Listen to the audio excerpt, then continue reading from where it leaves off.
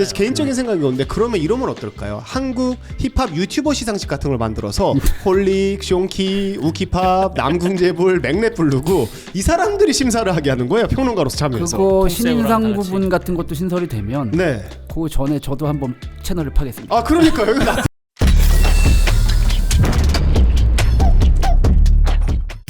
이 방송은 보시는 스폰서의 제공으로 보내드립니다. 안녕하십니까. 팟캐스트 채널 부곡하와이의 호스트를 맡고 있는 차붐입니다. 제 옆에는 오늘도 함께 저와 방송 진행해 주실 수다쟁이 주 교수님 나와 계십니다. 반갑습니다. 네, 안녕하세요. 주 교수입니다. 수다쟁이입니다. 반갑습니다. 오늘은 좀 어떤 거로 저희가 진행을 해보도록 할까요? 네, 지난번에 저희가 뉴욕 힙합 회차를 했을 때 그 구독자분들 반응이 생각보다 훨씬 좋아서요. 네. 저희가 재빨리 후속편을 기획을 했습니다. 그래서 오늘 얘기 나눌 주제는 서부 힙합에 대한 이야기이고요. 웨스트코스트? 네, LA 씬에 대한 이야기들을 좀 나누려고 하고요. 그리고 뭐 옛날부터 이야기를 할 수는 있겠지만 어쨌든 처음 보시는 분들, 그다음에 힙합에 대해서 이제 막 관심 가지시는 분들에게 눈높이를 하기 위해서 조금 더 최근에 가까운 정도의 이슈에만 초점을 좀 맞춰서 이야기를 끌어가려고 합니다. 알겠습니다. 그러기 위해서는 당연하지만 이 편에도 이분을 모시지 않을 수가 없죠. 오늘의 게스트는 그게 뭔데? 씹버가. 음악평론가 강일권님 모셨습니다. 반갑습니다. 반갑습니다. 안녕하세요. 아, 오늘도 함께 나와주셨습니다. 네, 또 왔습니다. 반갑습니다. 잠깐 인사드리고 간단하게 하고 바로 저희 진행해보도록 네, 할까요? 안녕하세요. 음악평론가 강일권이고요. 뭐 이전에 지금도 리드머라는 힙합 R&B 미디어에 몸을 담고 있고요. 그렇죠. 이전까지 이제 편집장을 맡았고 네. 지금은 거기서 이제 편집위원으로 활동을 하고 있는 강일권입니다. 제가 궁금한 게 하나가 있는데 네. 최근에 안 그래도 저희가 이제 연초를 맞으면서 KHA 그리고 한국대중음악상 뭐 이런 것들 후보에 대한 이야기들이 슬슬 나오고 네네. 심사위원 이런 거 뭐 누가 뭐 됐다 이러면서 네네네. 나 됐습니다 이런 거 막 많이 올리고 하거든요. 네. 어떻게 그 평론가님 같은 경우에는 좀 어떻게 좀 가시나요? 아니 저는 거기 두 군데가 다 심사위원이 아니에요. 두 군데가. 근데 원래는 심사위원이시지 않았어요? 한국 대중음악상은 오래 했죠. 그렇죠, 네, 그렇죠. 초창기부터 오래 하다가 오래 하셨죠. 네, 이제 뭐 저의 또 나름의 어떤 그 뜻 같은 게 있어서 소신이. 예, 그거는 조금 이제 그만두게 됐고요. 네네. 한국 힙합 어워즈 같은 경우도 1회는 제가 이제 참여를 했었어요. 그랬던 것 같아요. 제 네, 기억에도. 네. 그게 뭐 초창기에 이제 같이 얘기를 하던 부분도 좀 있었는데 네. 1회 때는 제가 참여를 했고 이후에는 이제 제가 이후부터는 좀 빠졌죠. 그러면은 민감할지도 모르겠지만 얘기가 네. 나온 김에 네. 짧게 이야기를 하고 가자면 네. 사실 매번 이슈가 되는 거는 대중의 의견을 얼만큼 받는다. 뭐 한대음은 너무 평론가 위주로만 클로즈된 상태에서 들어가니까 뭐 사실 대중의 의견을 전혀 가져가지 않는다. 네네. 근데 대중의 의견이 들어오면 인기가 돼버려서 그렇죠, 그렇죠. KHA는 늘 투표나 말 그대로 인기 투표가 아니냐라는 얘기가 나오고 있는데 투표 점수가 꽤 있죠. 있어요. 실제로도 예. 매번 좀 바뀌긴 하더라고요. 네네네네. 근데 처음부터 끝까지 사실 한대음에 대한 대항마로 나온 느낌이 커서 늘 그걸 중요히 생각했던 것 네네. 같고 심사위원단도 음악을 안 하시는 분들도 대거 그러니까 그쵸, 음악 그쵸. 관계자가 아니라고 볼 수 있는 업계 관계자들이 아. 대거 포진해 있다라고 볼 수 있다고 보는데 네. 그리고 나이대도 많이 떨어졌잖아요. 사실 어떤 사람들이 어떻게 보면 시상식은 필요하고 네. 무언가에 대한 평론은 지속적으로 필요한데 네. 어떻게 보면은 말씀드린 강일권 평론가님이 대한민국의 힙합 평론가 중에 제일 유명한 사람 중에 여전히 한 명이고 워낙 없어요. 김보현 평론가님도 마찬가지시고 네네. 되게 오래되셨잖아요. 네네네. 근데 지금 어떻게 보면은 젊어지고 있다면 젊어지고도 볼 수도 있고 네네. 근데 또 평론의 깊이라든가 시대를 네. 따라가는 거라든가 네. 좀 어떻게 보세요? 요새 이런 시상식이나 어워즈를 통한 평론가를 평론하는 이 굉장히 좀 깊은 질문인데요. 네네네. 뭐 사실 시상식은 제가 참여를 하고 있는 게 아니기 때문에 그렇죠. 제가 뭐 왈가왈부를 할 수는 없어요. 네. 각자 아마 시상식마다 본인들이 추구하는 바가 있을 거예요, 분명히. 그렇죠. 근데 말씀하셨듯이 이거 하나는 좀 분명한 게 네. 대다수의 시상식들이 방금 우려하고 말씀하신 그 대중의 의견을 얼마나 고려할 것인가를 거의 많은 시상식들이 그거 신경을 많이 써요. 그럴 수밖에 그 없죠. 고민이 될 수밖에 없어요. 네, 네, 뭐 그렇죠, 사실 그렇죠. 제가 이제 뭐 마마나 이런 쪽도 심사위원으로 참석을 해봤는데 네네. 그런 시상식도 마찬가지입니다. 그래서 근데 이제 중요한 건 대중의 투표가 들어오는 순간 차범 씨도 말씀하셨지만 이게 인기 투표에 이 전락을 할 가능성이 되게 커요. 그렇죠. 그렇죠. 예. 네. 근데 시상식들이 또 대중 의견을 고려하고 싶어 하지만 권위를 또 세우고 싶어 하는데 맞아요, 권위를 맞아요. 세우려면 그 시상식만의 또 기준이 확실하게 보여줘야 되거든요. 아, 어렵네. 그러니까 이 부분에 대한 비율 조절이 아직도 그거에 대해서 결정을 내린 게 없을 거예요. 근데 이제 한국대중음악상은 여기에서 네. 아예 대중투표를 반영하지 않는 방향으로 간 거죠. 아. 예, 대신에 전문가들의 풀을 넓히자. 그래서 제가 있을 때까지는 제가 나오기 전까지는 계속해서 그런 고민들을 했어요. 이게 너무 평론가들 위주다 보니까 아무래도 좀 이게 너무 한 10년, 10년 넘게 계속 이어져 오다 보니까 픽이 거의 비슷해진다. 맞아요. 괴리감이 점점 심해지는 거죠. 그리고 그것도 있긴 있었어요. 네. 그런 이야기가 분명히. 물론 그게 한국대중음악상을 있게 한 굉장히 원동력이었죠. 그렇죠. 색감이라고도 볼 수 네네. 있는 거니까요. 굳이 그래서 아마 제가 한 2년 전에 이제 그만뒀거든요. 네네. 그 전까지는 업계 관계자들을 끌어모으려는 시도를 계속 하고 있는 걸로 알아요. 그러니까 공연 관계자 혹은 이제 레이블 관계자. 근데 만약에 심사위원이 됐는데 그 해에 본인 레이블에서 나온 아티스트의 음악이 후보다. 그러면 이제 그 해는 심사를 못하는 거죠. 대신에 객관적일 수가 없으니까. 예, 대신 이것까지 이렇게 좀 느슨하게 규칙을 풀면서 업계 관계자들을 좀 여러 명을 그래서 의견을 분산시키려고 하는 시도가 있는 걸로 알아요. 다양한 의견을. 그래서 한국 힙합 어워즈도 전문가 심사위원단은 다 업계 관계자들 아닌가요? 평론가도 있고 그런 걸로 알고 있어요. 네네네. 전부 관련된 사람들이에요. 근데 그러니까 이게 투표를 하기도 하고 이게 되게 어려워요. 왜냐하면 당장 내가 속해 있는 집단을 대표해서 나가는 것처럼 돼서 뭐 그게 이제 이름값이 되는 거니까요. 근데 그러면 그 관련된 뮤지션이 나왔을 때 뺀다고 하더라도 업계는 어떻게든 관련이 그렇죠. 있기 때문에 그게 되게 힘든 거예요. 그러니까 어려워요. 이 선을 지키려고. 그리고 저는 그런 논란이 많이 휘말렸었잖아요. 어쨌든 심사위원은 아니지만 리드머 아티스트 간의 뭐 친분. 네. 희한한 건 차붐 씨나 마일드비츠 씨하고 엮질 않아. 이게 나는 진짜 지금 밝히지만 차붐의 마일드비츠 스트리를 보면 제 이름이 나오는 가사까지 있습니다. 대놓고 있죠, 심지어. 대놓고 있죠. 심지어 안산 그렇죠. 네. 그 안산이고 전혀 이슈가 되지 않죠. 희한하게 자꾸 그런데 어쨌든 근데 이제 이 엮일 수밖에 없거든요. 그렇죠. 사실 그렇죠. 공연 관계자도 말은 레이블 관계자가 아니지만 공연을 하면 아티스트와의 친분을 계속 쌓을 수밖에 없잖아요. 맞습니다. 그러니까 이런 것들 다 연결이 돼요. 예, 그러다 보니까 처음에는 그런 것들을 좀 너무 완전히 100% 선을 차단하려는 시도를 했었는데 그게 불가능하다 보니 한국도 음악씬이 좁잖아요. 진짜 자체가. 좁죠. 진짜 좁죠. 그러니까 말씀하셨듯이 여기저기 다 얽혀 있고 그러다 보니까 최대한 이제 그 부분의 위험도를 없애기 위해 단 그 해에 관계가 있으면 직접 관계가 있으면 심사를 보는 건 좀 피해라 뭐 이런 식으로 되는 거죠. 그랬군요. 전 뭐 개인적인 생각인 건데 KHA도 한대음도 절대 망하면 안 된다고 생각해요. 그러니까 이게 있어야 조금이라도 사람들이 이걸 통해 음악을 더 알 수 있는 것도 있고 그걸 뚫고 나가는 사람도 있고 저는 뭐 양쪽 다에 아마 교집합이 되지 않는 걸까요? 고배를 후보만 부르고 매번 고배를 마시곤 하는데 후보 오르는 것도 쉽지 않죠. 쉽지 않죠. 그래서 개인적인 생각이 오는데 그러면 이러면 어떨까요? 한국 힙합 유튜버 시상식 같은 걸 만들어서 홀릭, 숑키, 우키팝, 남궁재불, 맥랩 부르고 이 사람들이 심사를 하게 하는 거예요. 평론가로서 참여해서. 그거 신인상 부분 같은 것도 신설이 되면 네. 그 전에 저도 한번 채널을 파겠습니다. 그러니까요. 이거 나쁘지 않잖아요. 나쁘지 않아요. 이렇게 되면은 그들의 의견이 많이 들어간 굉장히 좀 개성 있는 시상식이 또 될 것도 같은데. 근데 힙합 유튜버 분들도 네. 한국 힙합 어워드 같은 경우는 심사위원회 한번 고려를 해봐도 괜찮지 않을까요? 것 같은 생각이 드네요. 지금 괜찮을 것 같아요. 네. 근데 저는 약간 맥랩이 거기 가서 뭔가 또 간판 하나 얻었다라고 생각하는 게 약간 빠기치기 때문에 알겠습니다. 그러면 오늘 본격적으로 들어가기 전에 당연하지만 한 잔 함께 할 술을 소개하지 않을 수가 없겠죠. 오늘의 한 잔은 글렌모렌지 넥타도르 라벨부터 딱 LA 햇빛인데요. 맛도 되게 직관적으로 달달하게 오거든요. 오늘 토크 키워드도 LA지 않겠습니까? Laid back and chill. 또 저희 회사 이름이 여기로부터 유래를 했죠. 네, LBNC. 한 모금 하고 바로 들어가 보도록 하겠습니다. 어쨌든 여기 와주셨는데 오늘 반갑고요. 한 잔 또 하면서 저희 시작을 해보도록 하죠. 반갑습니다. 반갑습니다. 개인적으로 정말 좋아하는 술 중에 하나고 거의 초기에 샀던 술 중에 하나고 제가 신형 보틀보다 구형 보틀이 더 이쁘다고 생각을 해서 구매해놨던 구형 보틀을 제 그 영차 뮤비에 곽범 씨가 출연해 주셔서 제가 선물을 드렸었거든요. 맛 차이 많이 나나요? 드셨는지 구형하고? 모르겠네. 네. 맛 차이는 아예 안 나지 않나요? 저는 그래요? 사실 느낀 바는 없는데. 넥타도로 맛 차이 나요. 아 나요? 네, 신형하고 구형하고 맛 차이 나는 걸로 알고 있어요. 그리고 숙성 연수 자체가 달라요. 저는 신형도 먹어봤거든요. 네네. 근데 막 강하게 느껴진다는 아니었었던 것 같기는 해요. 근데 아마 분명히 변화는 있긴 아니, 하겠죠. 가격도 너무 좋아요. 아 가격대도 괜찮죠. 가격대도 좋고 좋더라고요.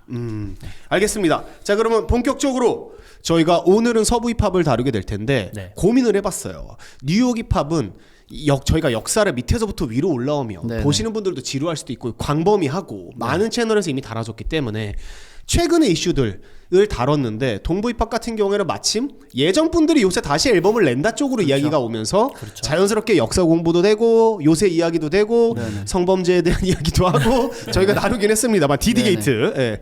근데 서부 같은 경우에는 오히려 생각보다 역사를 다룰 때 인물 중심으로 가는 게 맞겠다는 생각을 했어요. 네네. G-펑크라는 장르도 대놓고 닥터 드레가 만든 장르고요. 네네. 그 이후에 팔로우하고 있는 레칫도 DJ 머스타드가 만든 장르고요. 네네.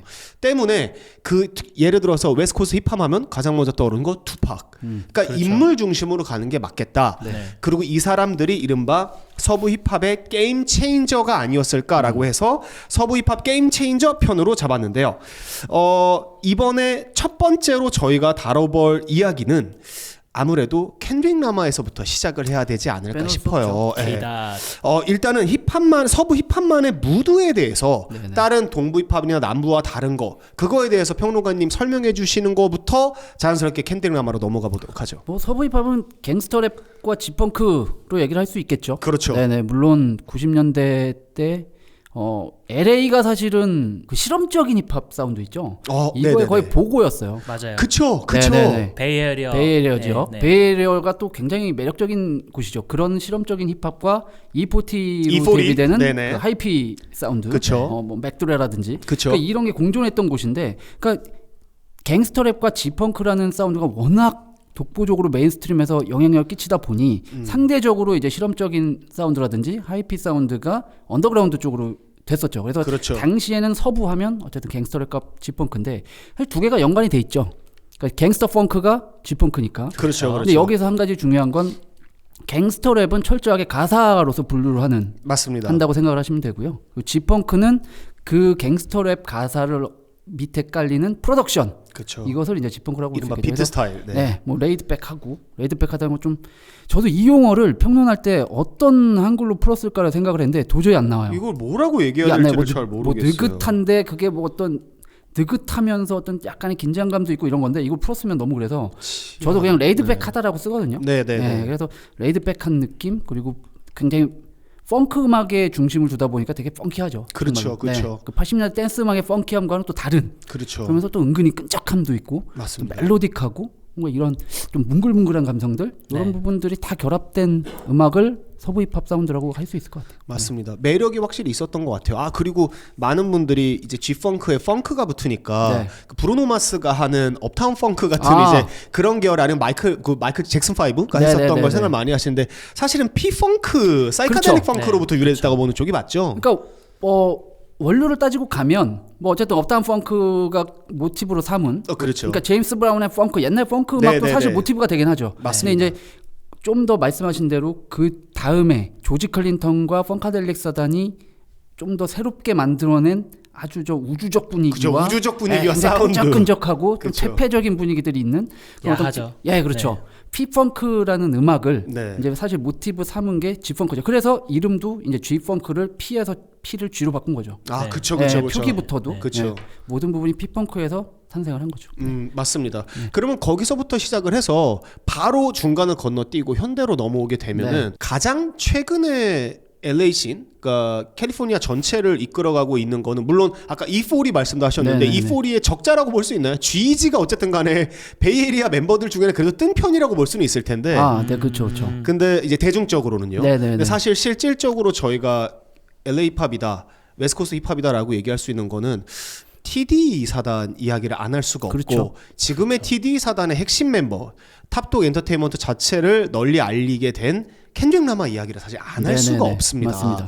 간단하게 켄드릭 라마에 대해서 그러면 조금 설명을 해주실 수 있을까요? 켄드릭 라마를 어떻게 간단하게 설명할까요? 아 그러게요. 길게 설명해 근데 뭐 주시면 아니요, 됩니다. 뭐 네네. 워낙에 다 아시니까. 그쵸, 너무 그쵸, 이게 그쵸. 원래는 사실은 이제 TD 레이블의 뭐라 그래야 되죠? 얼굴마담. 그렇죠. 그러니까 간판은 원래는 켄드릭 라마가 아니었죠. 처음에는 제이락이었죠. 예, 그래서 제이락이 당시 어떤 웨스트코스트 리릭시스트의 또 포지션을 가져가면서 네. 굉장히 갱스터 랩 가사를 쓰는데 가사적으로 이제 동부 힙합에서 중요시했던 리릭시즘을 갖춘 뭐 이런 어떤 굉장히 신예가 또 나왔다. 그래서 제이락이 원래는 초반에 블랙히피라는 그 그렇죠. 그룹이죠. 팀으로 예. 네네네. 앱소울, 캔드릭 라마, 제이락 이렇게 뭉쳤던 스쿨보이 큐, 네네. 스쿨보이 큐. 그랬는데 캔드릭 라마가 사실 이제 후발주자로 나오기 시작을 했는데 이 래퍼가 워낙에 어떤 출중한 스타성과 랩실을 가지고 있다 보니까 제이락은 어떻게 보면 약간 모르겠어요. 제가 보기에는 너무 이제 힙합 마니아들에게 어필할 만한 스타일이었다면 캔드릭 라마는 여기에서 이제 범대중적으로 뻗어나갈 수 있는 무언가가 조금 하나가 더 있었던 것 같아요.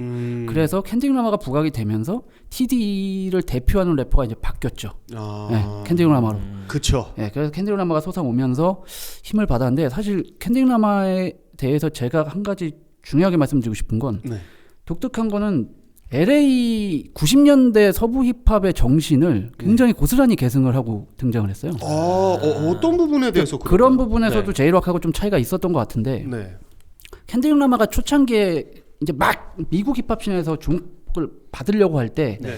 제가 아직까지도 기억에 남는 사진이 뭐가 있냐면 뭘로 검색을 하면 나올지 모르겠는데 구글에 치면 나와요. 캔드릭 라마가 완전 진짜 웨스트코스트 꼬맹이일 때, 네. 신예일 때 그 웨스트코스트 오지 래퍼들 있죠. 뭐 컬업도 있고 이런 래퍼들하고 네네네. 같이 사진 찍은 게 있어요. 근데 베테랑들이 앞에 의자에 앉아 있고 캔드릭 라마가 약간 구석 쪽에 이렇게 뒷짐진 것까지는 아니고 그냥 되게 평범하게 서 있거든요. 그 사진이 있어요. 근데 저는 그 사진이 아직도 잊혀지지가 않는데 그 모습, 그 사진 한 장을 딱 보면 이 래퍼가 이 선배 래퍼들 웨스트코스트 힙합의 전성기를 이끌었던 이 래퍼들에 대한 리스펙을 갖고 있구나. 그리고 이들과의 음악적인 어떤 접점을 끊어내려는 게 아니고 뭔가 계승하려는 움직임이 보이는구나. 뭐 이런 부분이 있었죠.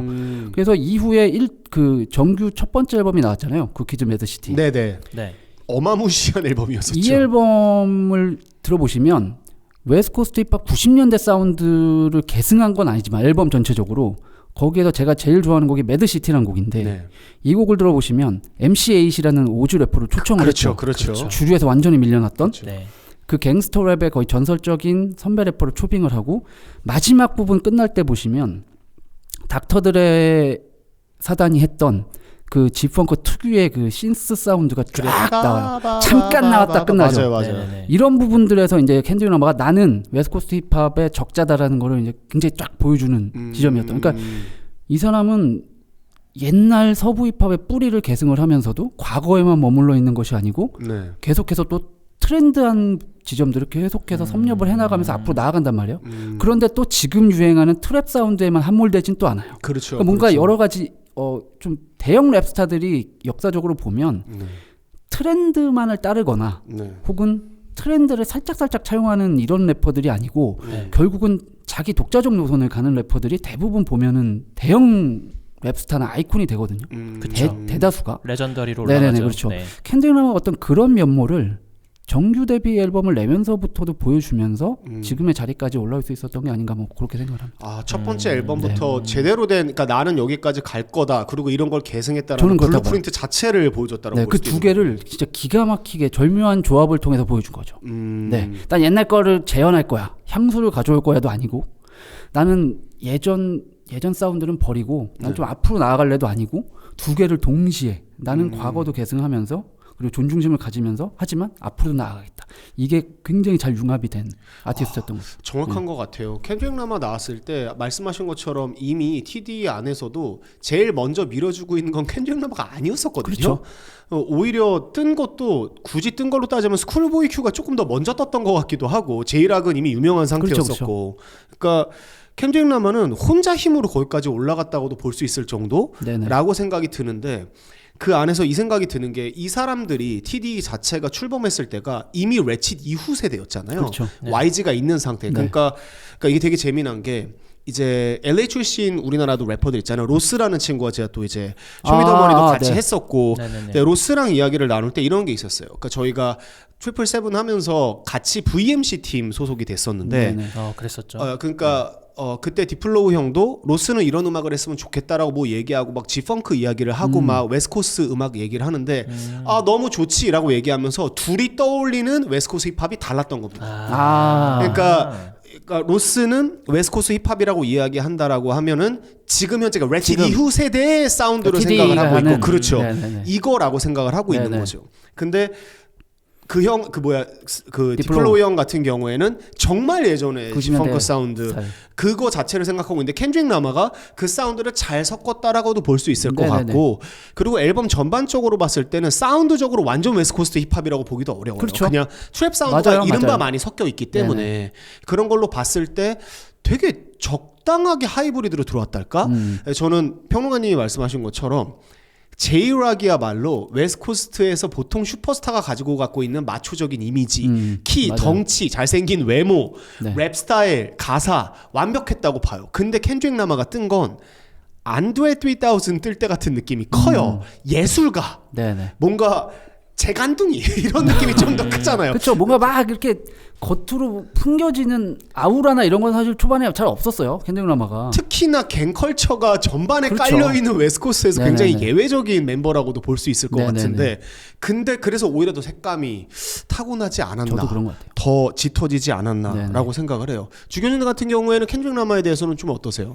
저는 사실 섹션 1이 앨범에서부터 앨범 나왔을 때부터 켄드릭 라마를 엄청 좋아하고 앨범 되게 좋죠. 많이 들었던 네. 사람으로서 지금 얘기 들으면서 불현듯 그 생각이 드는 게 진짜 영리하다라는 생각이 들었어요. 그러니까 본인이 의도한 부분과 본인의 캐릭터로서의 포지셔닝 시키고 싶은 부분을 굳이 이야기하자면 사실 구키맨시티는 정규 2집이긴 한데 네, 스튜디오 1집이긴 하고 근데 구키맨시티 앨범을 설계할 때 그 요소들을 다 집어넣었다는 것 자체가 또 의도 자체도 되게 영리했었지만 네네네. 그 의도를 일반 대중들이나 아니면 매니아들이 다 납득할 수 있을 정도로 설득력이 높게 그 정도의 수준으로 표현을 해냈다는 게 진짜 대단한 지점인 것 같아요. 그리고 네네. 그 포지셔닝을 본인의 어떤 사실 캔드릭은 키가 작잖아요. 그래서 작죠. 부미가 얘기한 것처럼 갱 릴레이트 돼 있는 그런 컨셉의 뭐 래퍼 이미지 기믹을 가져갈 수는 없는 사람인데도 불구하고 네네.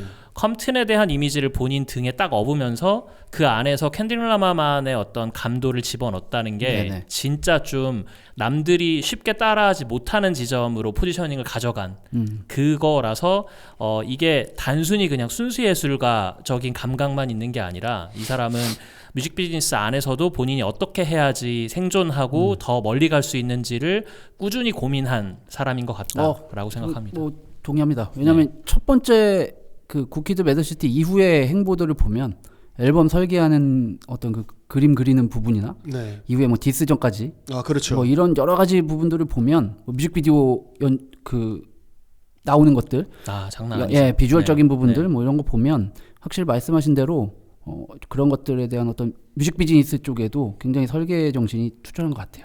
그런 게 없으면 또 대형 랩스타가 되기는 좀 힘들기도 하죠. 사실 그런 성공까지도 있어야 모든 것들이 결합됐을 때 음악만 잘하는 아티스트들 사실 굉장히 많잖아요. 그렇죠. 굉장히 많거든요. 네. 근데 이 어떤 그 경지를 넘어선 자리까지 올라가려면 분명히 그런 부분 말씀하신 부분들이 필요할 것 같고요. 그리고 사실은 결정적으로 켄드릭 라마가 지금 우리가 느끼는 대형 스타다라는 느낌이 든 건 드레이크와의 디스전이 굉장히 큰 계기가 또 됐다라고 절대 보고요. 빼놓을 수가 엄청 없죠. 크죠. 네, 절대 빼놓을 수 없죠. 왜냐하면 사실 드레이크랑 붙을 때 힙합 팬들한테는 둘의 이름이 뭐 비슷할 거예요. 어떤 사람한테는 켄드릭 라마가 훨씬 클 거고, 클 그렇죠. 수도 있고. 근데 사실 이제 이 대중음악신 전체로 보면 사실 켄드릭 라마는 드레이크 인지도 면에서 드레이크랑 비교가 안 되거든요. 비교 안 되죠. 네, 냉정하게 말하면 그렇죠. 팝스타잖아요, 거의. 네. 이 그렇죠. 드레이크는 네. 그렇죠. 판매량 부분이나. 근데 그렇죠. 뭐 이 디스전을 하면서 켄드릭 라마의 인지도가 뭐 굉장히 범대중적으로 치솟았죠. 어마어마하게 네. 올라갔죠. 뭐 네. 난 라이크 어스가 빌보드 차트까지도 석권을 했습니다. 그렇죠. 네. 그러니까 그런 부분들, 뭐 이런 부분, 물론 그 디스전까지 설계를 했다고 생각하지는 않지만 네. 그런 디스전이 왔을 때, 이런 상황이 왔을 때 이 상황을 어떻게 본인의 상황으로 돌려놓느냐, 주도를 하느냐에 대한 어떤 이 설계 정신은 굉장히 뛰어난 것 같아요. 심지어 이게 슈퍼볼 하프타임까지 그렇죠. 이렇게 끌어놓죠. 그리고 맞아요. 슈퍼볼 하프타임에 켄드릭 라마가 쓴다라는 것은 이미 이야기가 끝났다라는 끝났죠. 얘기기도 하고 어떻게 그렇죠. 보면은 네. 누군가에 대한 디스전을 미국 사람들이 제일 많이 보는 곳에서 네네. 디스곡이 올라왔다는 것도 역사적인 순간이기도 했어요. 그 곡을 하프타임 쇼에서 그걸 하는 건 드레이크가 미국 사람이었으면 전 불가능한 일이었을 거라고 생각합니다. 지역 뭐 기반이 그것도 있겠네요. 조금이라도 있었으면. 캐나다 출신이니까. 캐나다 출신이기 때문에 사실은 애매하다고 볼 수 있죠. 네네네. 되게 중요한 포인트라고 생각해요. 네, 또 네, 중요하다. 네. 그리고 그 이 블랙 인종적인 부분에 대해서도 계속 태클을 걸고 그렇죠, 넘어지잖아요. 그렇죠. 드레이크는 원래 뭐 인종적으로는 그들이 나누는 기준에 의하면 어쨌든 피가 주이씨가 또 조금이라도 들어가 섞여 있으니까. 있기 때문에 엄마가 유대인이시죠. 엄밀하게 따지면 이제 흑인으로 포함을 시키는데 그렇죠. 켄드릭 라마나 이런 몇몇 아티스트들은 계속 그걸 집요하게 공격을 했잖아요. 그렇죠. 너는 라이트 스킨인 진정한 거에 흑인이 아니다. 대해서. 네네네. 네. 너는 그걸 이용해서 흑인 문화를 좀먹는다. 이걸 계속 주지를 시켰잖아요. 그러니까 그런 부분에서도 뭐 좀 있었겠죠, 형님. 네. 아니 그 지금 디스전 이야기가 빼놓을 수 없게 나왔고 이게 지금의 하프타임 쇼까지 이른바 네네. 최고의 위치로 켄드릭 라마를 올려놓게 됐는데 근데 참 신기하게도 저는 그게 생각나는 게 켄드릭 라마에게 대형 디스전이 이번이 처음은 아니었잖아요. 그렇죠. 컨트롤이라는 노래가 있었죠. 한국 힙합씬까지도 그쵸, 영향을 한국 끼쳤던. 힙합씬까지도 영향을 끼치고 어마어마했죠. 네. 그렇죠. 왜 이렇게까지 우리나라 애들도 남의 나라 싸움에 참가해서 싸우는지 모르겠는데 이른바 대란 좀 기억하기로 스윙즈는 3번이나 랩하지 않았어요? 같은 아마 그랬을 비트 위에다가. 거예요. 네네. 그러니까 그 정도로 어마무시했었는데 지금 평론가님이 말씀하신 것 중에 딱 와닿은 것 중에 하나가 머리가 정말 좋기는 좋은 게 많은 사람들이 컨트롤이 켄드릭 라마 노래였다라고 생각하고 있는데 빅션이 완전히 원래 빅션 곡이죠. 빅션 노래죠. 빅션 곡이었잖아요. 그리고 제이 일렉트로니카라는 또 엄청나게 가사를 잘 그렇죠, 쓰고 랩을 잘하는 그렇죠. 래퍼가 참여를 했는데 켄드릭 라마가 뭐 모든 이슈와 관심을 자기에게 싹 네네. 끌고 가 버리고 네네. 그러면서도 적당히 선을 네네. 잘 뭔가 탔었다라는 기분이었는데 이번에는 완전히 그냥 풀어버린 그렇죠, 거죠. 그렇죠. 그 모든 거에 대한 거를 그리고 잘라버렸죠. 네네. 뭐 그 참 신기해요. 투팍도 여전히 유명했고 네. 모든 힙합 자체를 대변하고 있었지만 정상에 세우는 거는 그 역사적이었던 디스전 히름업 나오면서 디스전이 비기와의 그렇죠. 이게 웨스코스트가 유달리 그리고 또 하나 정말 특이한 네네. 건 예전에도 처음에 디스전이 왔을 때 이제 사실은 굳이 따지자면은 투팍하고 뭐 이제 디디 게이트 때도 네네. 한창 이슈가 됐었던 거지만 네. 그들끼리 있었던 일이 동부 서부의 일까지로 커진단 말이죠. 그렇죠. 근데 참 이번에 그러니까 그들끼리 그 서부에 있는 래퍼들끼리 다 친한 것도 아니잖아요. 그렇죠. 서로도 반목을 많이 하죠. 아니 갱단만 해도 클럽스 클립샌버그로 나눠져 있는 건데 네. 네. 근데 또 이게 이 사람들 아마 특징인 것 같은데 건드리면 뭉치는 것 같아요. 네, 갑자기 다 같이 뭉쳤어요. 네네. 모두가. 네네. 심지어 관련된 농구 선수들마저도 네네. 그 출신지가 그쪽이면은 다 필요 없다. 내가 드레이크하고 친했어도 갑자기 이쪽을 네네. 클릭해버린다든가 맞아요. 그런 네. 느낌이 좀 네. 있었잖아요. 이거는 왜일까요? 왜 그러니까 유달리 LA가 이럴까요? 아마 그 차문 씨도 말씀하신 드레이크의 출신도 분명히 조금 쉽게 보이는 부분들이 있었을 거고요. 그리고 이거는 뉴욕 힙합 때도 제가 잠깐 말씀드렸는데 네. 서부 힙합 아티스트들이 그런 게 있습니다. 그러니까 계속 무시를 많이 당해와서 90년대 때 이게 인기는 많았는데 그렇죠, 그렇죠. 힙합의 어떤 정통성 면에서 너희는 벗어났다라는 것들이 뉴욕 래퍼들 중심으로 한 이스트코스트 래퍼들에게 계속해서 디스를 당해왔어요. 맞아요. 네. 인정 안 했죠. 네, 무시를 당하고 물론 서부 힙합보다 당시에 남부 힙합이 훨씬 더 많이 무시를 당했지만 남부 힙합은 엄청 그랬죠. 네, 네. 남부 힙합은 아예 끼어들 새가 없었죠. 맞아요. 아웃캐스트는 네. 대놓고 무시를 당했던. 너희 비켜 있어. 그쵸, 그쵸. 그래서 아웃캐스트가 나중에 시상식에서 우리도 남부도 할 말이 있다 화낸 이런 거잖아요. 굉장히 맞아요. 멋있는 그쵸. 말을 했는데 네. 그런 상황에서 어쨌든 서부가 라이벌이긴 했지만 힙합의 정통성을 따지는 면에서는 외기다. 너희는 진정한 힙합의 정신을 무너뜨렸다. 아니다라고 계속해서 무시를 당하고 과시를 당했거든요. 그러니까 서부 힙합 래퍼들은 제가 보기에는 약간 가스통 같았어요. 그러니까 건드리면 우리 터진다. 더 이상 건드리지 마라 이거죠. 그래서 투팍 같은 경우도 투팍이 원래는 사실 뉴욕 출신이잖아요. 그렇죠. 네. 볼티모어 맨 처음에 네. 그렇죠, 그렇죠. MC 뉴욕이었고 이름도. 네. 그렇죠. 네. 근데 자기 감옥 가 있을 때 데스로우의 슈그나잇이 계속해서 러브콜을 하고 케어해주고 이러니까 웨스트 코스트로 어떻게 보면 전향을 한 거잖아요. 그렇죠. 그렇죠. 그러면서는 웨스트 코스트 힙합 상징적인 인물이 됐는데 그렇게 투팍도 동부 출신이긴 했지만 웨스트 코스트 힙합 씬에 와서 결과물을 내고 이럴 때 계속해서 그런 부분들을 동료 래퍼들도 그렇고 디스를 당하고 계속 공격을 받으니까 아마 이 서부 래퍼들은 그런 것들이 약간 트라우마라고 해야 될까요? 그리고 어떤 굉장히 민감한 거죠. 그러니까 그런 환경에 계속 노출이 되다 보니까 그리고 또 워낙 갱스터들, 그러니까 뉴욕은 우리가 이제 뉴욕도 갱이 있지만 뉴욕의 마피아나 어떤 그런 갱을 연상시키는 부분과 서부의 컴튼 출신의 갱들을 연상하는 지점이 또 많이 다르죠. 다르잖아요. 이미지가 엄청 다르죠. 그렇죠. 그러잖아요. 조금 더 뭐 범죄 조직 미화는 아닌데 뉴욕은 영화 때문에도 그렇지만 약간 뭔가 좀 고급스러운 분위기가 있다면 이탈리아 마피아 같은 그렇죠. 느낌이 있다면 굉장히 스트리트하고 동네 거리, 갱들.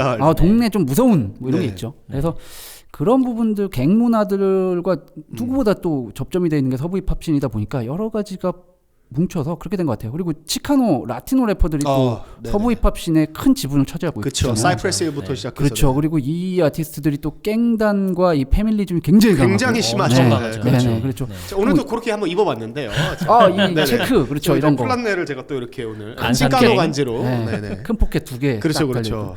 그러니까 그런 부분들이 다 있다 보니까 계속해서 어떤 서부 힙합 씬의 래퍼들은 뭔가 외부의 공격에 대해서 좀 더 민감하게 반응을 하는 부분들이 있지 않나? 제가 보기엔 좀 그런 게 있어요.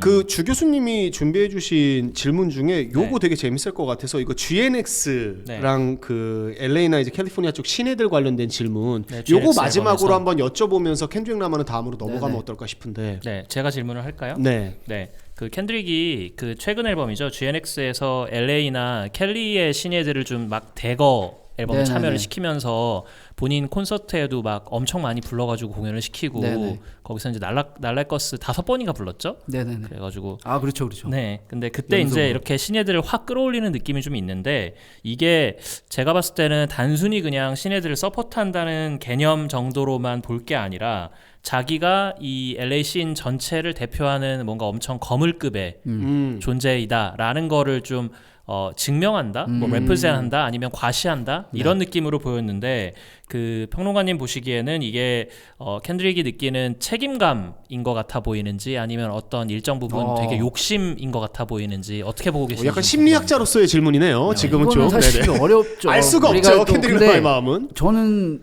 원래 처음에는 그냥 단순히 되게 서포트를 하는구나로 생각을 하고 있었는데 네. 지금 그 주 교수님의 질문을 네. 받으니까 그럴 수도 있겠다. 저는 근데 거물 저도 그 느낌. 의도가 지금 네. 딱 들으니까 근데 저는 여기서 말씀을 드리자면 이것이 욕심이어도 결과적으로 서포트하는 게 된다면 네. 뭐 저는 바람직하다. 그렇죠. 보는 입장입니다. 바람직하죠. 그러니까 왜냐하면 이게 서부 힙합 아티스트들의 특징인데 이 부분도 그러니까 인상적이었어요. 켄드릭 라마가 예전부터 보시면 닥터 드레 하프타임 쇼 때도 그랬지만 서부 래퍼들이 항상 크루들을 많이 끌고 다녀요. 어마어마하죠. 그렇죠. 예. 네. 동부 힙합씬은 본인들의 그룹이라든지 그룹의 인원수를 뭐 넓히는 경우는 있는데 서부 힙합씬은 크루원들을 굉장히 많이 무대에서 같이 하거든요. 뭐 스눕독이 올라가면 독파운드, 워렌지, 뭐 그렇죠, 네이터 그렇죠, 다 그렇죠. 올라오고 뭐 다 올라오잖아요. ABC 크루 올라오고. 그렇죠. 그러니까 그런 문화들이 좀 있다 보니까 본인들의 무대에 자기가 아끼는 어떤 신이라든지 후배 래퍼들을 같이 끌어올려서 뭔가를 하는 것들이 작업이 꽤 좀 많이 있거든요. 다른 씬에 비해서. 네네네. 네. 그러니까 그런 부분에 있어서 서포트 개념으로 그 무대를 꾸민 거라고 저는 좀 느껴지긴 했어요. 그래서 뭔가 닥터 드레가 했듯이 물론 닥터 드레는 프로듀서로서의 성격도 강했지만 그렇죠. 닥터 드레가 자기가 함께 작업했던 그 아티스트들을 불러 모았듯이 켄드릭 라마는 그것들을 어떤 씬의 신예들을 끌어모으는 걸 보고 주 교수님 말씀대로 거물인 것처럼 보이게 하는 효과도 분명히 있었을 것 같고요. 그리고 야생에서도 동물들이 왜 자기 몸집 부풀리잖아요. 그렇죠, 그렇죠. 그렇죠. 커 보이기 네, 위해서. 커 보이게. 그러니까 네. 그런 효과도 분명히 있었을 것 같고요. 네. 근데 이것이 결과적으로는 서포트를 하는 걸로도 분명히 귀결이 되거든요. 뭐 그래서 저는 그래도 켄드릭 라마의 기존 행보를 고려하면 네. 그래서 서포트의 영향이 좀 크지 않았을까. 좀 더 크지 근데 않았을까. 이렇게 하면 내 몸집도 커 보일 것 같아. 뭐 이 정도 아니었을까요?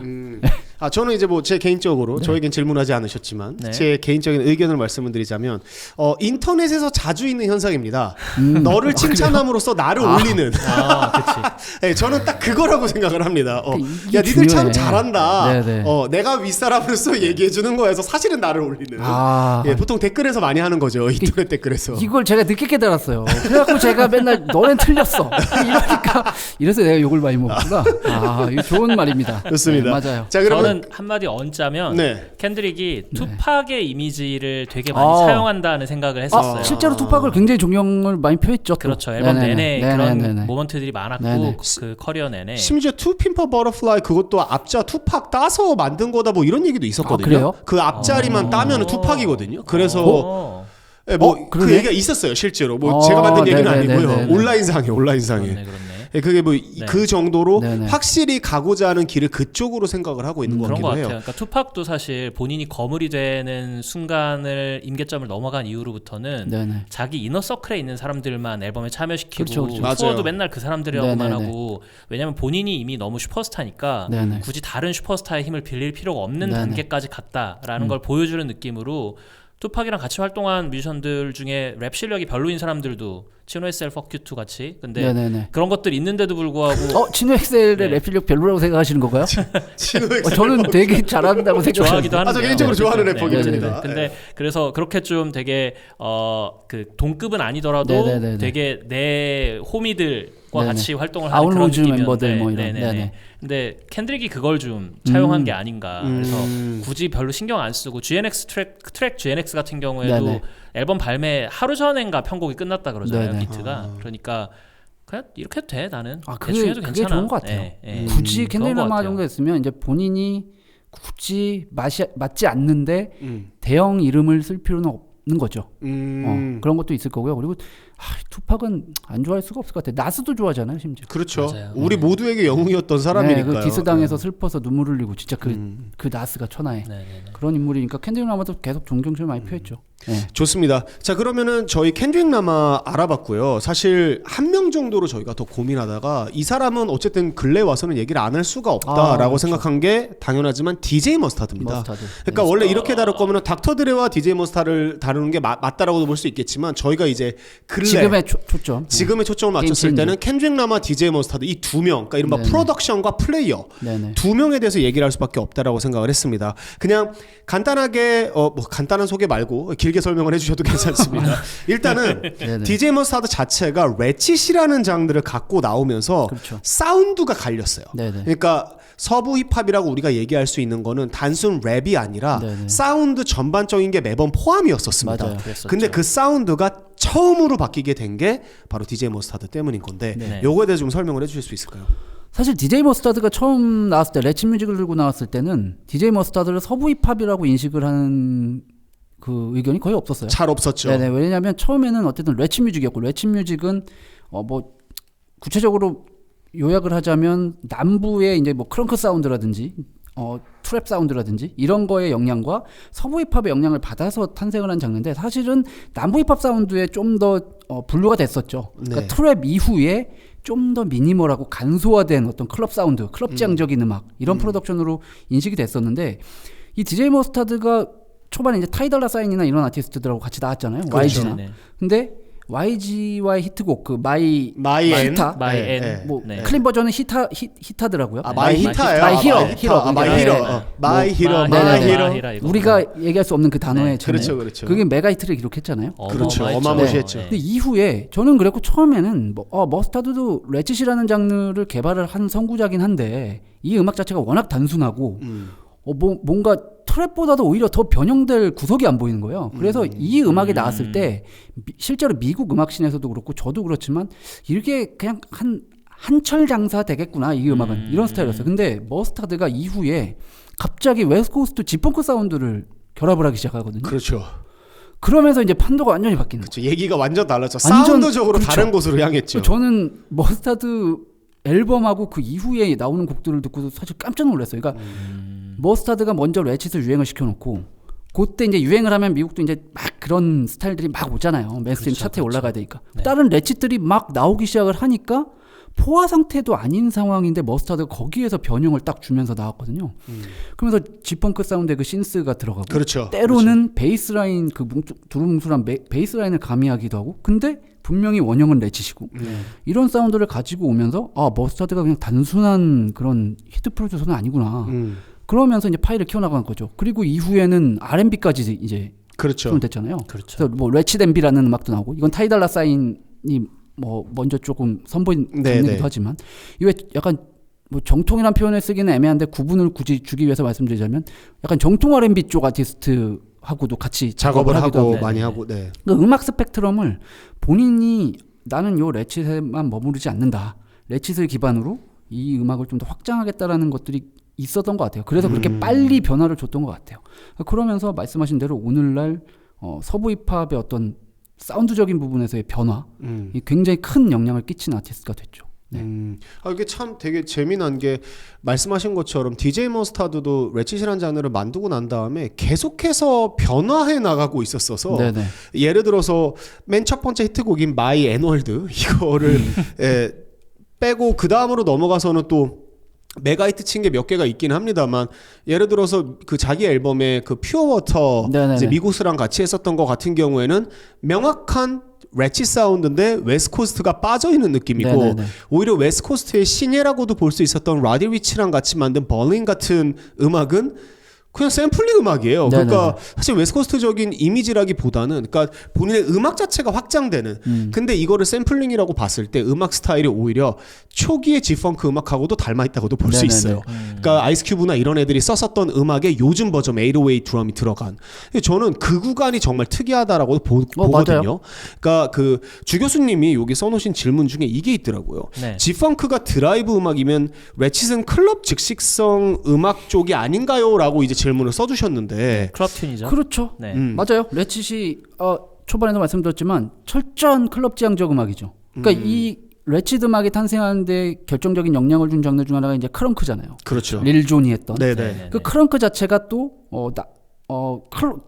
클럽, 특히 스트립 클럽. 대놓고 클럽에서 예. 틀기 위한 음악이었었죠. 이 스트릿 클럽이 저는 칼럼도 한번 썼었는데 스트릿 클럽이라는 곳이 힙합 씬에서는 굉장히 중요한 공간이긴 합니다. 이게 어떤 성인들이 즐기는 곳이 아니고 정말 마케팅으로서 그리고 신곡이 나왔을 때 이게 클럽에서 얼마나 잘 먹힐 것인가를 저도 마케터로서 한번 가야겠네요. 그 GTA 하시면 되죠. 네네네. 이게 미국에서는 그래서 실제로 애틀랜타 클럽 씬이나 그 스트릿 클럽이 굉장히 중요한 그 홍보의 장이기도 해요. 그렇네요. 네네네. 그래서 래퍼들이 그렇게 막 클럽 가갖고 돈도 뿌리고. 뿌리기도 하는 게 네. 노출이 되잖아요. 또 네. 거기서 여러 가지 뭐 그런 부분들이 있는데 레칫은 철저하게 그런 스트릿 클럽 그리고 이 음악 자체가 또 그 스트릿 댄서들이 추는 그 트월킹이나 이런 부분들하고 굉장히 또 맞아 있어요. 그 리듬 자체가. 그래서 네. 그런 쪽에 집중된 음악이었는데 DJ 네. 머스타드가 이거를 말씀하신 대로 뭐 R&B 프로덕션, G-펑크 프로덕션 거기다 샘플링 특히 레칫 뮤직 같은 경우는 샘플링이 과도하게 들어올 경우에 원 장르의 매력을 잃어버릴 위험이 되게 크잖아요. 네. 근데 머스타드가 이 그렇죠. 부분을 네. 굉장히 조율을 잘하면서 다른 아티스트들이 좀 하기 힘든 그런 음악들을 내고 있는 것 같아요. 그래서 레칫으로만 갔으면 생명력이 그렇게 길진 않았을 것 같은데 크렁크도 사실 좀 짧았잖아요. 그렇죠. 그렇게 길진 그렇죠. 않았거든요. 네. 그 릴존 이외에 크렁크 프로듀서 하면 생각 잘 안 나잖아요. 네. 그렇죠. 근데 머스타드는 여기에 여러 가지들을 좀 약간씩의 실험을 주면서 변화를 주면서 좀 롱런을 하고 있는 게 아닌가. 늘 웨스트코스트 힙합 자체가 이스트코스트 힙합이 이미 있을 때도 네네. 처음에 G-펑크 시작할 때도 대중적이라고 이야기를 초반에 많이 들었었거든요. 그러니까 되게 그렇죠. 상업적이다. 그렇죠. 친대중적이다라는 그렇죠. 얘기 들었는데 심지어 새로 나온 뉴 웨스트코스트 힙합인 레칫도 굉장히 친대중적이긴 한 게 DJ 머스타드의 음악만 보면은 잘 모르겠지만 이제 여기서 뻗어나간 DA가 떼톱 같은 프로듀서가 타이가랑 주로 이제 움직이고 있는 완전 팝적인 음악에 가깝다라고도 볼 수 있게 또 변화해 나간단 그렇죠, 말이죠. 그렇죠. 팝랩 사운드가 또 많이 결합이 되고 네. 이게 예전과 다르게 요즘은 팝랩이라는 장르를 막 무시를 하지 않잖아요. 그렇죠. 지금은 그런 시대가 아니죠. 그러다 보니까 이제 사실상 뭐 말씀하신 타이가의 음악도 들어보면 정통 레치도 있는데 네. 굉장히 그냥 팝랩 들어온 곡들도 되게 맞아요, 많고 맞아요. 뭐 이런 부분들이 있는 것 같아요. 네. 그 오히려 단순한 기본 다이가 사람들이 따라하기 편하게 만든 것 같기도 해요. 네네네. 그러니까 이제 와서 다시 여러 사운드들 뭐 인기를 다시 끄는 거 보면 이게 오히려 사운드가 단순할수록 한 바퀴 돌아 다시 유행이 오는 것 같기도 하고. 맞습니다. 유행은 돌고 돈다는 말이 괜히 있는 말은 아니에요. 네네. 그 한창 이슈였던 게 요새는 자주 안 움직이고 있기는 한데 어쨌든 시작을 함께하고 같이 뜬 거는 사실 DJ 머스타드 옆에는 YG였었잖아요. YG. 근데 이 둘의 음악이 지금에 와서는 사운드적으로도 굉장히 많이 다르긴 하거든요. 네네네. 이거에서 대해서는 어떻게 생각하세요? 그거는 머스타드가 아무래도 이제 R&B 쪽으로도 확장을 좀 하고 자신의 범주를 그 프로듀서잖아요. 그러니까 아무래도 그런 부분에서 좀 열릴 수밖에 없을 것 같고 YG는 제가 보기에는 점점 더 뭔가 가사적인 부분이나 본인 스탠스에 신경을 되게 많이 쓰는 것 같아요. 그래서 되게 정치적 래퍼로 또 거듭났잖아요. 맞아요. 트럼프 대통령을 누구보다 많이 디스를 한 또 그렇죠. 래퍼거든요. 네네네. 실제로 닙시엇을 또 우리가 닙시엇을 얘기를 빼놓을 수는 안타깝죠. 없는데 빼놓을 수가 없는데 사실 빼놓을 수가 없는 사람인데. 이 웨스트코스트 힙합의 인디 씬에서 정말 아이콘격으로 성장한 그런 아티스트였죠. 그래서 닙시엇을과 같이 낸 뭐 FDT라는 곡부터 시작해서 그걸 또 파트 2까지 냈고. 그러니까 요즘 행보를 보면 굉장히 발언들도 많이 하거든요. 정치적인 어떤 미국 사회에 대한 이런 발언들. 그러니까 처음에는 그냥 래퍼 클럽의 지향적인 음악을 하는 래퍼로 등장을 했는데 이후에는 여러 가지 것들 어떤 마초적인 성향 그리고 클럽 지향적인 거 그리고 좀 사회 정치적인 내용들 이런 래퍼로 거듭나고 있는 것 같아요. 그러다 보니까 뭔가 래퍼고 프로듀서다 보니까 길이 살짝 갈릴 수밖에 없지 갈려서 않을까? 뭐 이후에는 그런 달라질 건 수밖에 있는 것 같아요. 없는. 알겠습니다. 이것도 조금 있는 게 되게 신기한 게 타이가야말로 네네. 그 어떤 웨스트코스트 래퍼보다 사실 히트곡이 많거든요. 그렇죠. 맞아. 근데 이게 정말 신기한 게 만약에 이스트코스트 래퍼가 남부 래퍼면 그냥 인기 있는 래퍼고 유명 래퍼였을 거예요. 근데 생각보다 리스펙이 따라오지가 않습니다. 타이가가 별로. 이게 참 이상해요. 이게 LA 래퍼 대표적인 LA 래퍼라고 타이가 얘기하는 사람 없잖아요. 이게 아마 지금 들으시는 분들도 힙합 들으시는 분들도 타이가가 서부 래퍼였나 이런 분들이 저는 꽤 있을 거라고 봐요. 맞아요. 그러려나. 그리고 이게 켄드릭 라마나 이런 아티스트들하고 좀 차이가 있는 부분이라고 보는데 그러니까 계속해서 타이가가 그렇다고 해서 막 서부 힙합에 대한 정신이라든지 그 서부 힙합의 예전 스타일의 음악이라든지 이런 거에 대한 어떤 리스펙이나 이런 거를 본인이 막 표출하고 그러지는 또 않거든요. 그렇죠. 그럴 필요도 없고. 그렇죠. 지금 전혀 다른 세대니까. 그러니까 오히려 타이가의 행보는 그런 메인스트림 클럽 지향적이고 메인스트림 랩스타의 행보로 가고 있는데 켄드릭 라마 같은 경우가 그런 부분들을 계속해서 뭔가 전통성, 뿌리 이런 부분들을 계속해서 가사적으로든 뭐 음악적으로든 표출하고 있기 때문에 아무래도 그 진영 쪽으로 따지는 거에서는 타이가가 그렇게 쉽게 섞여들지 않는 느낌이 아닌가 싶은 생각이 있어요. 그러게요. 그리고 이번에 또 준비하면서 알게 된 건데 주 교수님이 알려주셨는데 의외로 타이가가 컴턴 출신입니다. 전혀 예상 밖에. 컴튼이었나요? 네, 가장 뿌리가 물론 이제 시작 자체는 영머니 릴 웨인이 만들었었던 그 캐시머니 아래 영머니 레코드에서 뭐 드레이크나 타이가 맞아요. 니키 미나즈 같이 맞아요. 시작했죠. 그래서 그것도 좀 커요. 시작이 거기였던 거. 그래서 그런 이미지도 이미지가 있죠. 있죠. 네네네, 그렇죠. 타이가는. 그래서 그런가 보구나. 컴튼이구나 출신이. 컴튼이 정말 래퍼들한테도 보니까 되게 상징적인 지역인 건 곳이더라고요. 사실인 것 같아요. 드레이크가 그 게임하고 찍은 거 보셨어요? 더 게임하고. 기억하세요? 그 뮤직비디오에 네. 그래서 더 게임이 드레이크를 컴튼에 초대를 해서 컴튼에서 뮤직비디오를 찍었어요. 드레이크가 그때 되게 흥분 많이 해갖고 SNS에도 내가 진짜 컴튼에 이제 왜냐면 거기 함부로 못 들어가잖아요. 관광지처럼 못 들어가잖아요. 컴튼 정말 그 컴튼 갱들이 하는 그 지역까지 간 거거든요. 우와 이러면서. 실생활. 그때 드레이크가 진짜 굉장히 많이 흥분을 했었어요. 내가 컴튼에서 이 컴튼 갱들과 같이 뮤직비디오를 찍고 있다. 그게 어떤 굉장히 우리 힙합 팬이 뭔가 뉴욕에 시대 가서 여기 힙합의 성지 이런 느낌이지 않았을까요? 그러니까 그런 부분들이 좀 있더라고요. 근데 제가 알기로 서부에서는 컴튼보다는 서부 내에서는 와츠 네네네. 여기를 제일 쳐주는 걸로 알아요. 그러니까 부산의 무슨 영도, 안산의 원곡도 이렇듯이 그런 것처럼. 다 같은 서부인데 로스앤젤레스인데 여기서 와츠 출신이면 얘네는 진짜 찐이다. 뭐 이렇게 치는 게 있어요. 그 유명 갱단이 뭐가 있어서 네네네. 그 와츠 갱스터 뭐 이랬고 그 랩 그룹도 그렇고 거기가 약간 웨스트코스트 내에서도 되게 험악하고 정말 갱컬처의 어떤 원산지 뭐 이런 느낌으로 많이 치더라고요. 좋습니다. 주 교수님 같은 경우에도 그러면은 머스타드 관련돼서 혹시 하실 말씀이나 추가적으로 뭐가 있을까요? 좀 어떻게 생각하세요? DJ 머스타드에 대해서는? DJ 케찹으로서? 네네네네. 진짜 신기한 케찹 내가 엄청 좋아하긴 하는데. 그래요, 네. 진짜 신기한 거는, 그러니까 저도 사실은 머스타드를 레치 사운드, 그 다음에 미고스랑 같이 했던 퓨어워터의 프로덕션의 이미지로 그게 되게 강하게 자리 잡고 있어서 그 날라이커스나 아니면은 그 TV오프 같은 트랙을 켄드릭이랑 같이 콜랩을 했을 때 그 샘플링 실력에서 오는 차이점이 되게 신선하긴 했었어요. 맞아요. 그러니까 그 보통은 이제 프로듀서들은 그 건반으로 작업들을 많이 하고 그다음에 건반 작업으로 샘플링을 하는 프로듀서들은 샘플링을 위주로 하고 네네. 혹은 건반 작업으로 화성 위주로 작업하는 프로듀서들은 화성 위주로 본인의 어떤 작업량을 늘려가고 네네. 그쪽으로 되게 실력을 키우는 편인데 네. 머스타드는 그 두 가지를 다 혼용하면서 그렇죠. 음악 창작을 하는데 이게 어느 한쪽이 부족함이 없이 양쪽 다 되게 좀 이렇게 말하면 표현이 우습지만 양질의 네네네네. 비트를 만든다는 점에서 좋은 표현이죠. 좀 대단하다. 그리고 이게 이 사람이 아주 어리지만도 않은데 사실 그렇다고 엄청 나이가 든 것도 아니잖아요. 네네네. 머스타드 같은 경우는. 그래서 음악의 어떤 그 생명력, 본인의 프로듀서로서의 생명력이 훨씬 더 멀리 갈 수 있는 선택 지점을 가져가는 것 같다라는 생각이 들었어요. 그래서 좀 더 재밌는 것 같아요. 머스타드가 만드는 사운드나 이런 것들이. 이 두 분은 난라이커스를 처음에 알고 들으셨어요? 그러니까 머스타드가 만든 거? 저도 모르고 근데 듣자마자 이거 뭐 머스온더비도가 나오기 때문에 알게 되기는 그렇죠. 했었지만 예. 듣자마자. 그게 나오니까 그렇구나. 저는 이거를 처음 들을 때 예. 약간 이렇게 땡겨서 들었어요. 일단 먼저 어떤 느낌인가를 보려고. 앞에를 건너뛰고 네, 앞에 그리고 약간 네. 땡겨서 들었는데 저는 그렇고 사실 머스타드가 만들었다고 처음에 몰랐거든요. 그렇죠. 그럴 수 사운드 있어요. 자체가 네. 전형적인 샘플이 머스타드 사운드라고 드라마틱한 거 나오고 어렵죠. 예. 약간 알케미스트가 같이 만들었나 막 이런 생각 들 정도였는데 네. 머스타드가 만들었다는 거 보고 깜짝 놀랐죠.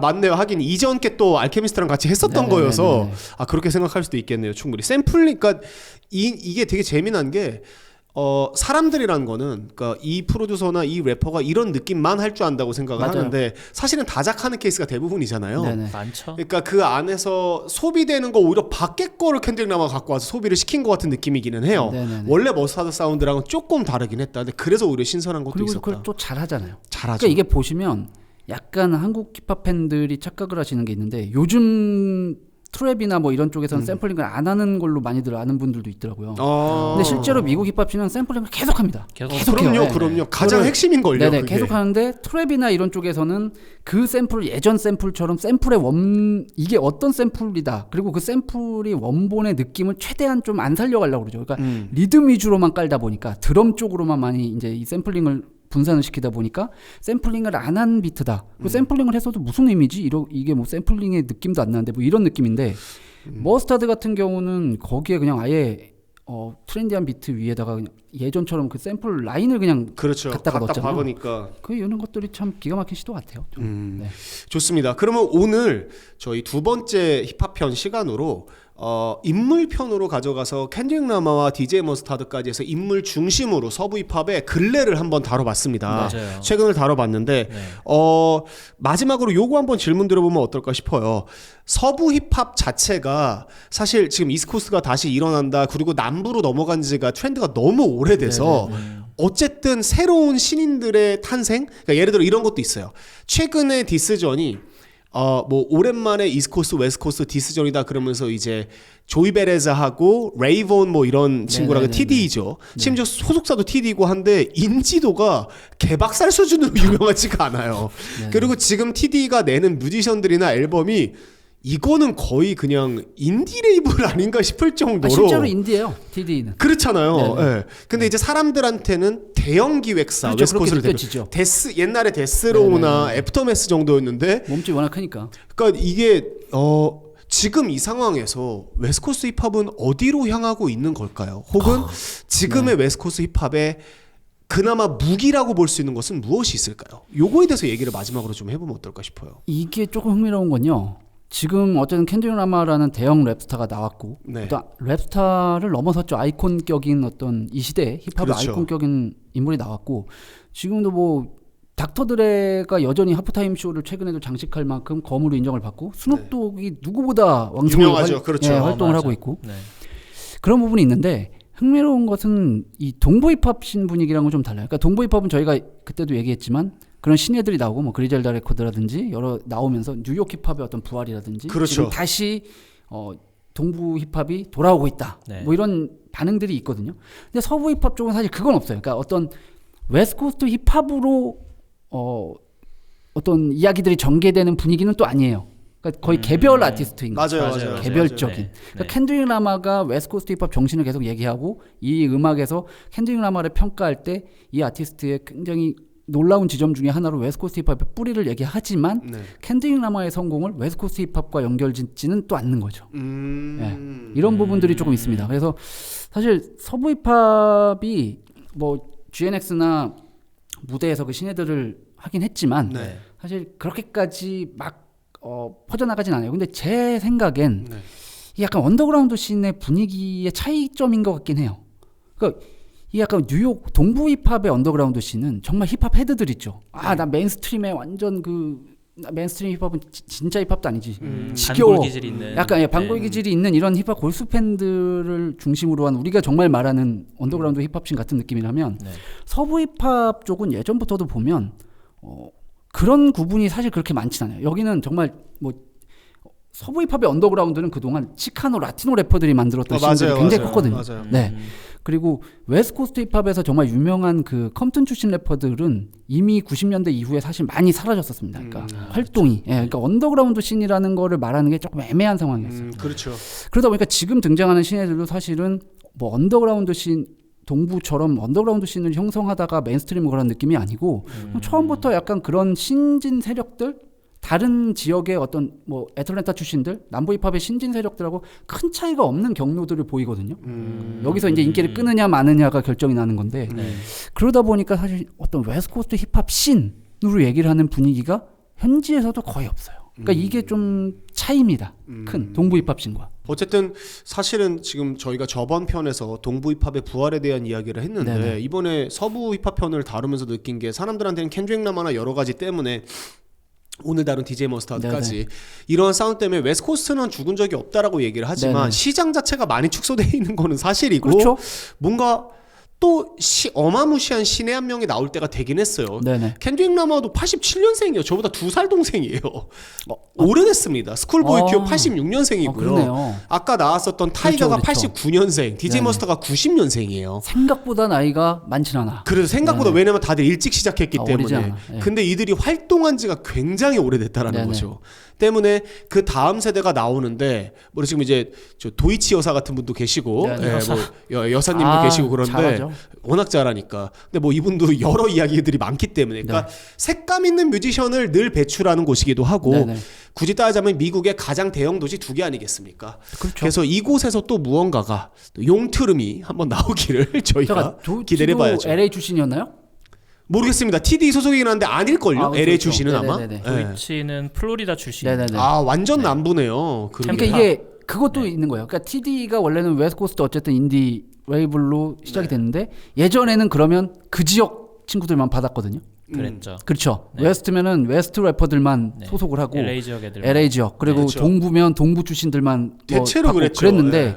그때는 워낙에 또 라이벌전이 심했으니까. 그랬죠. 근데 이제 그런 것들이 없어지다 보니까 아무래도 뭐 좀 이 래퍼의 성공을 보고 그 씬을 보는 뭐 이런 느낌은 잘 없는 것 같아요. 네. 그리고 좀 각계격파잖아요. 지금 서부 쪽은. 맞아요, 맞아요. 그러니까 동부는 맞아요. 그리델다 뭐 이런 크루가 레이블이 되고 예전처럼 뭔가 같은 성향을 가진 아티스트들이 뭉쳐서 뭔가를 하잖아요. 네. 뭐 조이 베드에서도 프로에라 뭐 이런 크루가 있었죠. 있었죠. 그렇죠. 네. 그런데 서부 쪽은 거의 각계격파예요. 지금 신예들이. 그렇네요. 뭐 한 명 한 레이본이라든지, 명이 네, 맞네요. 레이본, 뭐 315 베이비, 뭐 여러 제이월씨 뭐 이런 아티스트들이 거의 각계격파로 해서 약간 그런 분위기가 좀 다른 것 같아요. 네네. 슈퍼스타가 좀 한 명 또 나오기를 네네. 그래서 서부 힙합도 흥하기를 그러니까요. 요렇게로 오늘은 서부 힙합 편은 마무리를 지으면 어떨까 싶습니다. 네. 오늘 참여해 주셨는데 강유관 평론가님 어떠셨나요? 한결 마음이 편하죠. 왜냐하면 이제 이 나가는 걸 아니까. 네. 이 방송이. 네, 좋았습니다. 아, 네네네. 아, 다행입니다. 자, 그럼 오늘 주 교수님도 웨스트코스트 편 함께 진행해 주셨는데, 네. 뭐 짧게 소감 한번 듣고 저희 마무리하도록 하겠습니다. 제가 이제 저도 힙합을 음악을 했고 음악을 하기 전에 음악을 들을 때 네. 처음으로 입문했을 때 들었던 아티스트가 닥터 드레이기 때문에 아, 네, 저도 강일권 그래요. 그 편집장님이라고 할 뻔했네. 강일권 아닙니다, 평론가님이 네네. 평론가님이 네. 말씀하셨을 때 엄청 네. 공감했거든요. 저도 그 음악으로 힙합을 입문한 사람이라. 그러셨군요. 네, 저도 그래서 그렇습니다. 오늘 대화가 엄청 재밌었고 네.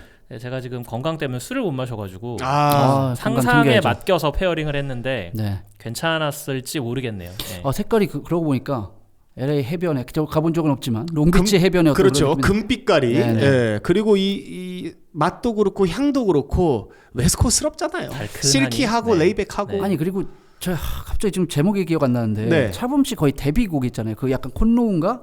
콘노우였나요? 허슬앤허슬? 그 하고 뮤직비디오도 찍으셨는데 맞아요. 옛날에요. 초반에 그 곡이 약간 웨스트코스트 느낌 되게 나는 곡이었던 걸로 제가 맞아요. 맞아요. 그런 느낌일 그래갖고 거예요. 제가 맞아요, 사실 맞아요. 처음에 되게 완전 이 어떤 랩을 할 때 입 모양이라든지 제스처나 음악 이런 게 완전 웨스트코스트 힙합인데 그래갖고 사실 내가 되게 주목해서 봤었거든요. 놀라울 정도로 옛날 얘기네요. 그쵸, 그거 지금 완전 20년이 그게 넘은 기억이 얘기네요. 실제로 서부긴 하죠. 그렇죠. 그쵸, 그렇죠. 서쪽 사람이니까. 그리고 저도 마찬가지로 처음에 들었었던 음악들이 거의 서부 힙합 음악이었었던 것 같아요. 그러시구나. 그래서 관련된 음악의 영향을 많이 받았었고 네네. 프로덕션에서도 사운드적으로 지금까지도 조금씩 영향은 매번 들어가 있는 것 네네네. 같기도 하네요. 알겠습니다. 서부 힙합 편 저희 2편 게임 체인저 서부 힙합의 게임 체인저 편으로 저희 힙합 2편 한번 다뤄봤고요. 네. 덕후들을 위한 토크 더히톡 힙합 편 2편은 여기서 마무리 짓도록 하겠습니다. 감사합니다. 고맙습니다. 감사합니다.